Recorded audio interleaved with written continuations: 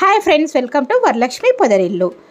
ఈ చిన్న పిరమిడ్ని చూసారండి, ఎంత బాగుందో. ఈ పిరమిడ్ మెడిటేషన్ కోసం మా బావగారు హైదరాబాద్లో చేయించుకున్నారు.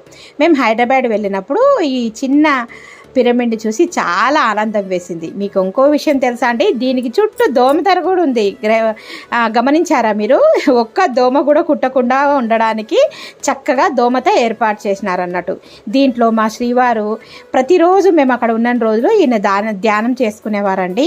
ఇప్పుడు ఉన్న మానసిక ఒత్తిళ్ళ కోసం తప్పకుండా అందరూ మెడిటేషన్ చేసుకోవచ్చు.